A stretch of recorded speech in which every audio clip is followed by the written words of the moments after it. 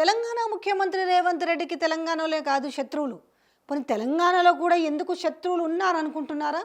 ఇక ఆయన ఏ రకమైన హామీలు ఇచ్చిండు, ప్రతిపక్షంలో ఉన్నప్పుడు ఆయన వర్కింగ్ ప్రెసిడెంట్గా ఉన్నప్పుడు ఎట్లా మాట్లాడిండు, అలాగే పీసీసీ ప్రెసిడెంట్గా ఉన్నప్పుడు ఏం చెప్పిండు, ప్రజల్ని ఏ రకంగా ఆదుకుంటామన్నాడు. సో ఇవన్నీ కూడా ఒక మాట అనేవాడు, అదిరించేవాడు లేకపోతే బెదిరించేవందే రాజ్యం అవుతుంది అనే మాట కూడా మాట్లాడవాలి. ఇవన్నీ ఇప్పుడు గంగలో కలిసినాయి.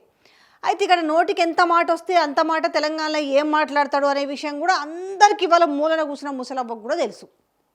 సో సమయం వచ్చినప్పుడు మేము మళ్ళీ ఎలక్షన్లకు ఏ రకంగా మేము ఆయన మీద కక్ష తీర్చుకోవాలి, ఏ రకంగా గద్దె దింపాలి, కనీసం ఆయన కొడంగల్లో కూడా ఈసారి గెలిచే అవకాశం లేదు, మేము ఓడగొడతామనేసి ప్రతిక్ష పూని ఉన్నారు. నిజంగా చెప్పాలంటే తెలంగాణ ప్రజలు ఆయన ఒక శత్రువులాగా చూస్తున్నారు. పాపం మంచి చేస్తే అక్కున చేర్చుకుంటారు, కానీ వాళ్ళని ఆగం చేస్తుండ్రు కాబట్టి వాళ్ళ బాధ ఏందో ఇవాళ వాళ్ళ మాటల ద్వారా మనం మీడియాలోనే చూస్తున్నాం. That's fine. ఇది తెలంగాణ వరకు. అయితే బీహార్లో కూడా ఎందుకు ఈయనకు శత్రువులు తయారైనరు మనకు కనిపిస్తుంది కదా, వెనకాల కనిపిస్తున్న ప్రశాంత్ కిషోర్ ఎన్నికల వ్యూహకర్త అందరికీ తెలిసిన విషయమే. బట్ ఆయన మొత్తానికి ఒక కంకణం కట్టుకొని కూర్చుని నేను ఏది ఏమైనా పోయి తెలంగాణలో పోయి నేను రేవంత్ రెడ్డిని ఓడగొడతాను, ఆయన్ని రాహుల్ గాంధీ కాపాడలేడు, మోడీ కాపాడలేడు, ఏ పార్టీ కూడా ఆయన్ని కాపాడలేడు, ఏ వ్యక్తి కూడా అతన్ని కాపాడలేడు అని మాట్లాడుతున్నాడు. ఎందుకు ఇంతకీ ఈయనకి ఆయనకి మధ్య వైద్యం ఎందుకు స్టార్ట్ అయింది? కారణం ఏమై ఉంటుంది? సో ఈ పార్టీకి ఆయన ఇంటర్వ్యూ అందరు మోస్ట్లీ ఆయన ఒక నేషనల్ మీడియాకి వచ్చిన ఇంటర్వ్యూలో ఆయన మాట్లాడిన మాటలు, రేవంత్ రెడ్డికి ఏంటంటే ఏడికి పోయినా కూడా ఒక నోటి దురుసు మాటలు మాట్లాడడం అలవాటు. దాన్నే మనం జనరల్గా ఊర్లలో భాష ఏమంటారు కదా, ఏమిరా నీకు ఎందుకు రా అంత నోటి దూలా పై అంతా వలగొడతారు అని అంటుంటారు జనరల్గా తెలంగాణలో. అయితే సేమ్ అదే కాంటెస్ట్లో మాట్లాడిండు ప్రశాంత్ కిషోర్.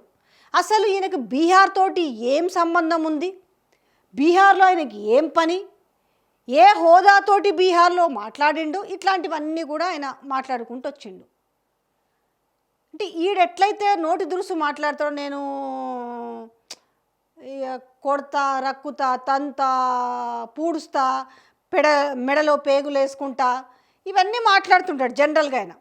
సేమ్ ఈ టైప్ పోయి బీహార్లో పోయి బీహారీల గురించి చాలా చులకనగా అవమానకరంగా మాట్లాడిన మాటలు ఇప్పుడు వైరల్ అవుతున్నాయి. ఎప్పుడు మాట్లాడింది? ఈ ఓటు హక్కుల గురించి ఏదైతే ఆయన రాహుల్ గాంధీ అక్కడికి పోయి ఈ పాదయాత్ర చేసేటప్పుడు ఆయనతో పాటు ఈయన కూడా పోయిండు. ఈ నేపథ్యంలో బీహారీల డిఎన్ఏలోనే కూలి పని ఉంది, అంటే వాళ్ళు కూలి చేయడానికే పనికొస్తారు, ఇంకా దేనికి పనికిరాననే ఉద్దేశంతో ఆయన బీహార్లో మాట్లాడిండు. అలా డిఎన్ఏలోనే ఉందట, వాళ్ళు కూలి పనికి తప్ప దేనికి పనికి రారు అనేసి. నేను చెప్పినా కదా, ఆయనకి నోటి దురుసక టక్కున టంగ్ స్లిప్ అవుతాడు. ఆయనకి ఇట్లాంటివి ఎన్ని ఎదురైనా సరే డోంట్ కేర్ అంటుంటాడు అన్నట్టు, కానీ ఆయనకు అలవాటు అది. బట్ అన్నిసార్లు అన్నీ వర్కౌట్ అవ్వవు కదా. సో ఇక్కడ ఏంటంటే బీహారీ ప్రజలు సిద్ధంగా ఉన్నారు. సో ఈసారి బీహార్లో ఏ ఊరికి వచ్చినా ఏ గల్లీకి వచ్చినా కూడా కర్రలు తీసుకొని కొడతారు అని చెప్పింది. ఏం కాదు ఆయన చెప్పిన మాటలు. ఆ వీడియో మీకు ప్లే చేస్తాను. సో నేను మాత్రం ఇంత అంటే చాలా సందర్భాల్లో మనం రేవంత్ రెడ్డి నోటి నుంచి మనం బీహార్ అనే పదం విన్నాం కదా. అది తెలంగాణ తొలి ముఖ్యమంత్రి కేసీఆర్ విషయంలో కూడా ఆయన ముఖ్యమంత్రిగా ఉన్నప్పుడు పదే పదే ఆయన బీహార్కు చుట్టాలున్నారని, బీహారీ వాసని, ఈయన తెలంగాణలో ఉన్న కేసీఆర్ డిఎన్ఏ కంటే బీహార్లో, ఇట్లాంటివన్నీ ఎప్పుడు కూడా నోట్లో ఈ బీహార్ అనే పదం వస్తుంటుంది అన్నట్టు. ఇక చూసి ఏం చేసినంటే ప్రశాంత్ కిషోర్ మంచి గట్టి స్ట్రోక్ ఇచ్చాడు. మామూలు స్ట్రోక్ అయితే ఇయ్యాల, నువ్వు రాని సంగతి తెలుస్తా, నీ సంగతి ఏందో, నిన్ను ఫస్ట్ నువ్వు ముఖ్యమంత్రి పక్కన పెట్టి నేను కొడంగల్లోనే ఓడగొడతా, నేను ఎవ్వడు కాపాడలేడు, నేను రాహుల్ గాంధీ కాపాడలేడు, మోడీ కాపాడలేడు అన్నాడంటే అర్థమైంది. ప్రశాంత్ కిషోర్ రాహుల్ గాంధీ అన్న ఒక్క పేరెత్తిండంటే అర్థం ఉంది. కానీ ఇక్కడ మోడీతోటి బీజేపీ తోటి ఏ రకమైన లాలుచి, ఏ రకమైన దోస్తాన్ చేస్తున్నాడు అనే విషయం అనే పదే చెప్తున్న విషయాన్ని ఈరోజు ప్రశాంత్ కిషోర్ కూడా ధృవీకరించినట్టు అయింది కదా. ఇక్కడ రాహుల్ గాంధీ కాపాడలేడు అంటే ఒక మాట, కానీ ఇక్కడ మోడీ కూడా కాపాడలేడు అన్నాడంటే ఈయన ఏ లైన్లో ఉన్నాడు, ఏ లైజనింగ్ చేస్తున్నాడు అనే విషయాన్ని కూడా ప్రశాంత్ కిషోర్ చెప్పకనే చెప్పిండు.